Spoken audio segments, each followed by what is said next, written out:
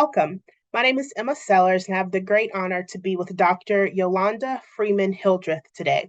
Dr. Freeman-Hildreth is an assistant professor in the College of Health Professions at the University of Detroit Mercy.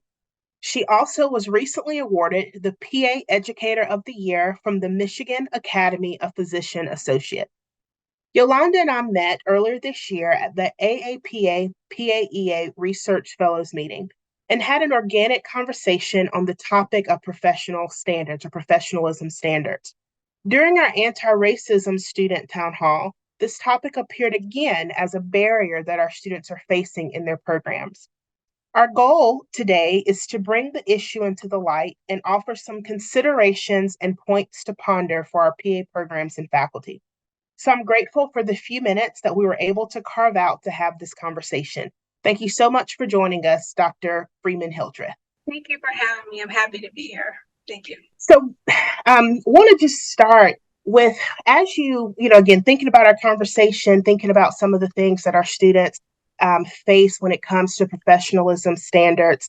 Can you think of some issues that you have seen, not necessarily with your program or anything specific, but just in general, that you've seen or heard that our students have discussed that seems inequitable or not as inclusive when it relates to our professionalism standards?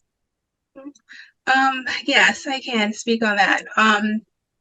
Professionalism, the last few years, has been sort of a point of evaluation. And it's hard at times to really evaluate, depending on the rubric you use, right, to really evaluate our underrepresented minority students. A lot of times, depending on how professionalism is even defined, sometimes it's vague, right? They're also subjected to the person who's evaluating you. There's a lot of subjectivity involved and not really a lot of objectivity. So with the subjectivity involved, depending on the person that's evaluating you, that student can be subjected to implicit or explicit biases depending on the person that is evaluating them, right? And a lot of the rubrics have things on it like, how they dress, what's their demeanor, what's their tone, and it doesn't take into consideration cultural differences that we all may have, right? And then what it does to the student, depending on, and we've all been there, right? Especially when you're the only one or you're one or two minorities in the program, there's this pressure on that student to conform, right? And not really be their authentic self, right? So conformity, the way your hair is, the way you dress, the way you talk, and that adds a lot of pressure, on the students as far as, not really to be their authentic self. So you have their school self and then you have your home self. And then how to, combine that is difficult. Yeah. And two identities. I was just going to say, and to constantly have to live and navigate two identities, I imagine there's a loss of self in that process as you're developing into this new profession. Keeping, of course, on these standards, and as we're moving students into the work environment, when we think about, you mentioned culture, we can add some religion things, in there that impact the way people present themselves. Are we truly preparing students for today's work environment? Are our professional standards in line with what the expectations of them are once they get into clinic, once they get out into the real world and into the workforce? Mm-hmm. How each program evaluates that, right? So your standard rubric that you may see online, I'm not sure what all programs are using. I'm not certain it really does that. Not all of them that I've seen per se. And ideally, right, we're supposed to train our students to give quality care, to take care of diverse populations, right? But the rubrics that we use, depending on the rubrics, don't really take into consideration, our cultural differences. Mm-hmm. So I'm not sure that's really evaluating that, Does the rubrics evaluate, integrity, ethical decisions, self-awareness, how they communicate with empathy and compassion, things that we want to see our PAs are, when they graduate, how they take care of our mothers, our aunts, our grandparents. That's what we want to see, not necessarily, the misinterpretation sometimes of tone, or misinterpreted as being aggressive, or how you wear your hair, being misinterpreted as being, unprofessional, that, our some students, go through in a program. No, absolutely. And you mentioned hair. That is a big issue for many members of our of particularly African American population. I mean, so much we have the Crown Act, that's happened to kind of in many states, so that we aren't dictated, the way we wear our hair is not dictated. And something you just said made me think. Sounds like a lot of times we're spending a lot of energy on the outward appearance, and we're missing those internal things, the integrity, the care, the compassion, that are truly needed. And I think about this too. And one of the PA programs I worked very closely with had a policy initially about face piercings, anything beyond earrings, and ran into a situation where two students had nose rings. And of course, based on their standards, that should not have been allowed. However, that was religious, for very very much a part of their religion. And so, but then we had students who weren't of that same faith and had nose rings. So then how did you find that balance, of who could wear it? And so how do you adjust that? And then at the same time, when you go to the doctor, when you go to the hospital, you see folk put nose rings and tattoos and, colored hair and all sorts of things. So just something, again, for us to kind of think through. We've talked a little bit about the two personalities, or the separate lives that folks have to live in this space sometimes, kind of the challenge that is placed on people's individuality, or their culture. But let's think about this professionally. Whenever students have to live up to professional standards that are not inclusive, what are the long-term effects of this on them in the program, professionally? Just how do these non-inclusive standards impact students? I think detrimentally.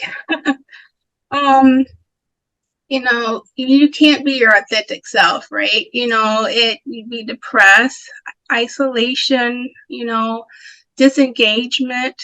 You're not engaged, with the program or the students. You less invested in the program, and I believe it really impacts, their grades, their outcome, and then even attrition. If you don't really fit in, or feel like you don't fit in, you're not getting past the notes, you're not getting invited to the study groups, you looked at differently, or feel or perceived that you look at differently. You self-isolate, you keep to yourself, sort of protective of yourself. And it is detrimental. I think it can have detrimental effects on our students. And I always say that there's one thing to admit them, right? Because this whole push we're trying to admit is another whole ball game when it comes to retaining them. Absolutely. Wow. The mental health not being included, all of those things that go against everything that our accreditation standards say, everything, that the PA programs stand for. No, that's very, very, very impactful. As we kind of come to a close, and again, just want to give folks some points to ponder, some things to think through. If you could think of just a couple recommendations for creating more equitable and inclusive professional standards, or just some thoughts for our program members and our faculty to go through as they're developing them, what would they be? I just say look at the rubric, right? And look at, things that are, more subjective. You want to try to make it as objective as possible. And we talked about before looking at those inward traits, not so much as, things can be subjected to, bias. And really take into consideration, our cultural and religious differences. Like, everyone doesn't conform to the same, standards. So that's my advice, just to decrease and minimize the bias that can be associated with that for our students. Yeah, no, absolutely. I appreciate that. And minimizing bias is the main thing. One that I always take away from, particularly when I think through rubrics, things of that nature. We and to be able to adjust, right? I mean, just because it works this year doesn't mean it's going to be appropriate in a few years, and we can't just hold on to that.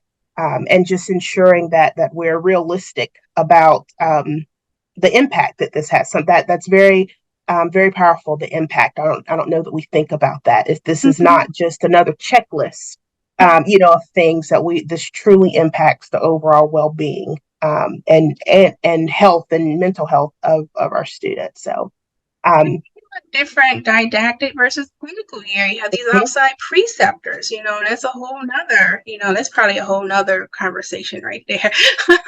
Another segment, but it's something to consider. It may look different first, depending on where the student is in the program. yeah, no, and because you brought that up, we'll squeeze another minute or so. Can you talk about the preceptor and their role in this professionalism viewpoint or standards? Well, I'm really in the didactic portion of the program, but you judge the minute you walk into the door, right? As soon as they see you, you're automatically sized up and judged, right? And it's what our students often endure, Mm-hmm. and sometimes we programs are now getting on board. We're doing implicit bias training, but do our preceptors have implicit bias training? What are our students encountering when they go out there? Yeah, no, absolutely. And that's a wonderful tidbit to kind of keep us thinking, because that too is something that we heard very loud and clear from our students is how can programs work more closely with those preceptors to continue this inclusive environment, that we're working to create. So thank you so much for that. Dr. Freeman-Hildreth, thank you so much again for the few minutes we were able to carve out, and just to bring the conversation to light, and to hopefully, again, give our programs and our members just some things to think about, and to take a pause when they are developing their standards, to really think through, again, as you said, the rubrics, think through bias, where the things are subjective or objective, and how this impacts our students. So again, thank you so much for taking the time, and I look forward to continuing the conversation with you and with others. Thank you for having me.